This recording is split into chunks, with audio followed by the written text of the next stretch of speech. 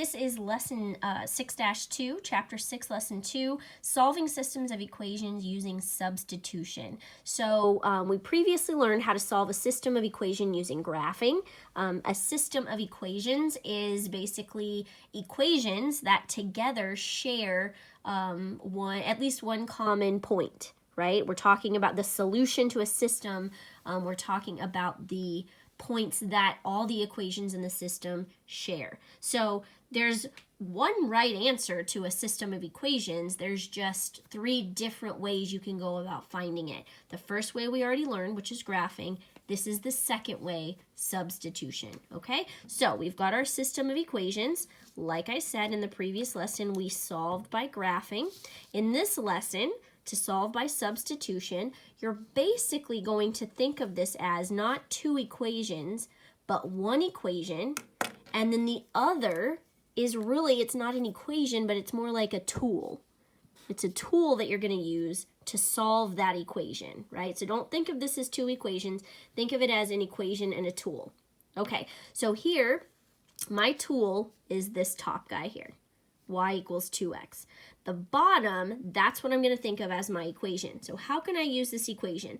Well, when I solve for a variable, if I have more than one variable and I don't know what both of those are, I can't solve for one of them, right? To solve for one variable, I got to know what the other one is, right? Well, here again, I'm shedding.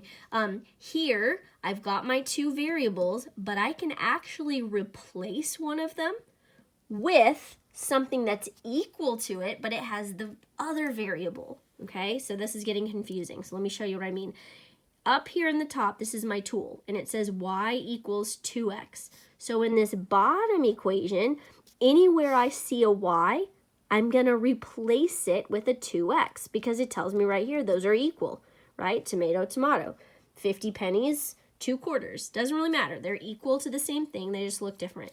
So I'm going to rewrite 4x minus, but instead of y, I'm replacing it with what y is equal to, which is 2x. And everything else stays the same. So all I did here was replace y with what y is equal to, 2x. Right? That's all I did. So now I can solve. Now instead of having 2 different variables in one equation, I've only got one variable. Now I've got x, right? I replaced y with something that was equal to that, but that had an x in it. So now I can solve. 4x minus 2x is 2x equals negative 4. Divide both sides by 2. And I get x equals negative 2. Okay, and as we talked about when we were graphing, the solution to a system is an x and a y, right? And right now, I only solved for x. Yeah, I know that y equals 2x, but I've only actually solved for x. So how do you think I could solve for y? When x equals 2, what's y going to be? Well, up here it says y equals 2x. I know x is negative 2. So I'm going to say y equals 2 times negative 2, because x is negative 2 and it was 2x. 2 times negative 2 is negative 4. So I know y equals negative 4. So do I leave my answer like this? No. The solution to a system of equations is an ordered pair, x comma y. So what's my solution going to be here? My solution, x comma y. X is negative 2. Y is negative 4. That's my solution, right? So whether I graphed this system and found that the answer where they crossed each other on the graph was at negative 2, negative 4, or I used substitution, which is what I just did. Either way, I'm going to get the same answer. Okay, let's do another one. Here's another example. So I've got x plus 3y equals 7, and 2x minus y equals negative 6. Okay, in substitution, remember I said you've got 2 equations, but you don't want to think of them as 2 equations. You want to think of one as an equation and the other one as a tool. Well, for substitution, you're trying to figure out what can I put in place of a variable. So I need to get either x equals something or y equals something, okay? Well, neither one of these equations has x equals something or y equals something, but in this top equation, it would be easy for me to get x by itself because all I would have to do is subtract 3y from both sides. So I'm going to change this top equation. I'm going to rearrange it, subtract 3y from both sides, and get x equals 7 minus 3y. So now I've got a variable by itself. So this is my tool. This top thing is my tool, and the bottom is my equation. So for substitution, anywhere I see an x in this bottom equation, I'm going to replace it with 7 minus 3y. Maybe that seems messy, but this is substitution, okay? So 2 times x minus 4y equals negative 6. But in place of x, I'm going to put 7 minus 3y.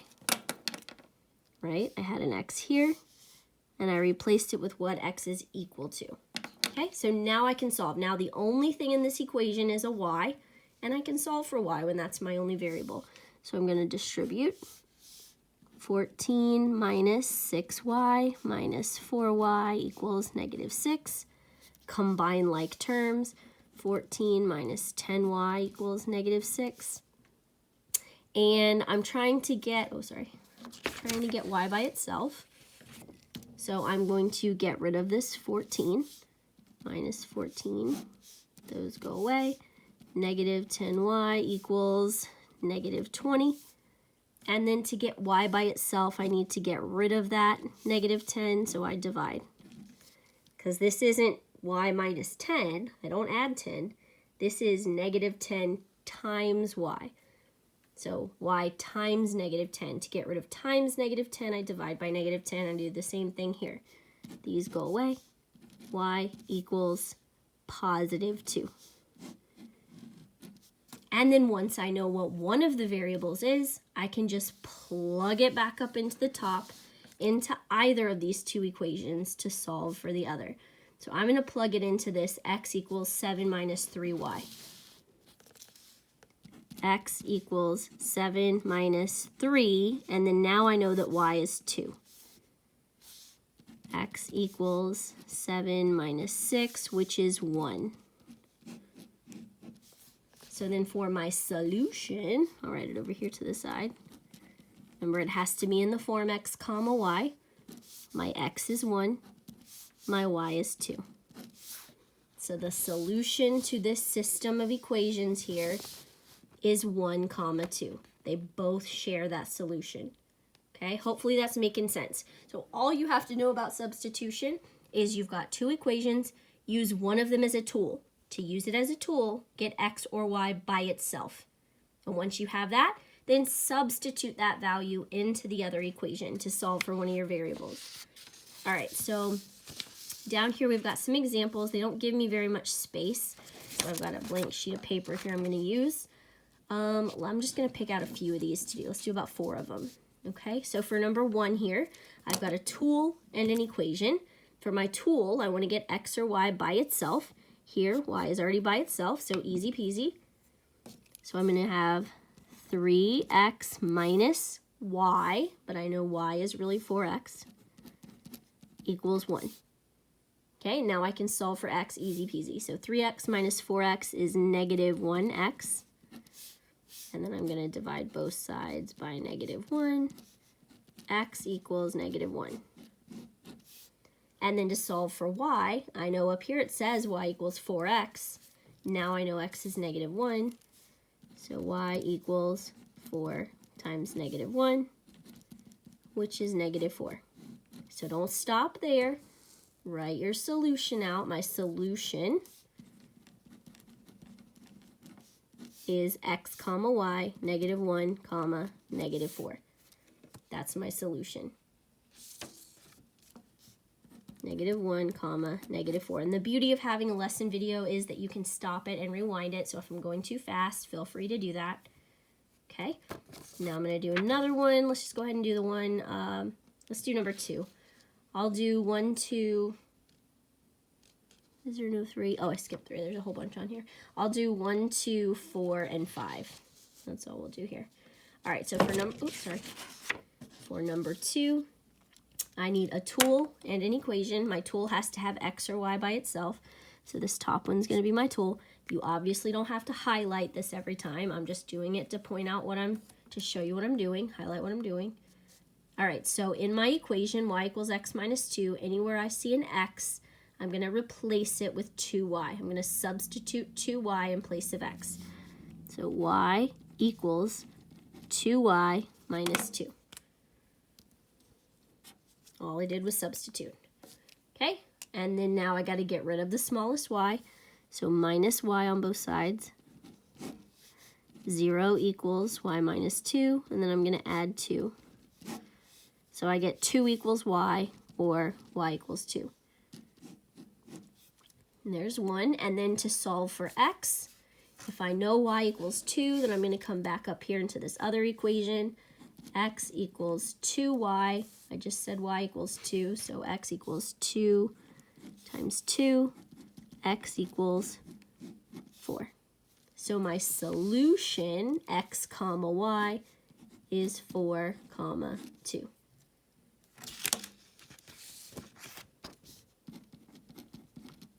On your assignment, please do not submit a paper that looks like this. I need to see a paper that looks like this. I need to see all of this. This is what the grade is for, not just this. So please don't just submit this, submit all of your work. Please and thank you. All right, let's do number 4 and then 5. And if you have any questions, just like normal, let me know. Okay, so we've got our tool and our equation. The easiest equation up here that it looks like to get x by itself to me is I'll just stick with the top one. I could do the bottom one too, I just minus 4 on both sides. I'm going to stick with the top. So all I have to do on the top to get x by itself is add 2y. So I'm going to change this equation to x equals -1 plus 2y. Same equation as this side, I just got x by itself. So that's my tool, and I'm going to use that and plug it into the bottom equation here. So, 3y equals x plus 4, and x is really -1 plus 2y. Hopefully that's making sense, the substitution part. 3 equals something plus 4, or sorry, 3y equals something plus 4. 3y equals something plus 4. I just replaced the something. It was x. The top, I got x is equal to something, so I replaced x with that here. Okay, and now I can simplify a little further. Can't fit very much now that I zoomed in there. All right, 3y equals -1 and 4 is 3. Get rid of my smallest y. So y equals 3. Once I know what y is, I can plug it into this equation here. X equals -1 plus 2y. Y is 3. -1 plus 6. So x equals 5. So I can't leave my solution like that. I have to write it as an ordered pair. X comma y, 5 comma 3. That's my answer. Can't just write the answer. I got to show them my work, but that is the answer. Okay, and then to this problem up here, not this guy. And then number 5 here is the last one I'm going to do. And I've got 2 equations, so I got to pick one to use as my equation, one to use as my tool. The easiest one where I can get x or y by itself, it doesn't matter which one, just whatever's easiest, is this guy up here. So I just have to add 4y to both sides of my equation, and I get x equals 1 plus 4y. Okay, so then in my other equation, wherever I see an x, I'm going to replace it with 1 plus 4y. So 2 times 1 plus 4y minus 8y equals 2. I just substituted in place of x, I substituted what x is equal to. Okay, and then now I simplify. So I distribute 2 plus 8y minus 8y equals 2. Uh-oh. 8y minus 8y is nothing, so I end up with 2 equals 2. What the heck does that mean? I was trying to solve for y, and my y's canceled out.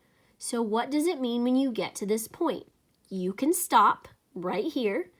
If the statement that you're reading after your variables get canceled, if this is true, then the answer is infinite. Remember when we were graphing and one of our choices was if two of the lines lie exactly on top of each other, then they share all the same answers? That would be this problem. If we were to graph these two equations, they'd end up falling exactly on top of each other. They share all the same solutions. So when your variables cancel out and what's left over is true, then your answer is infinite. What happens if what's left over is not true? What if I had something like 0 equals 2? Then that would be no solution. Those would actually be parallel lines. They never cross each other and they don't share any of the same solution. So when we did graphing, we still had 3 choices. We had one solution, no solutions, or infinite solutions. Okay, same thing here. It's just going to look a little different since we're not graphing.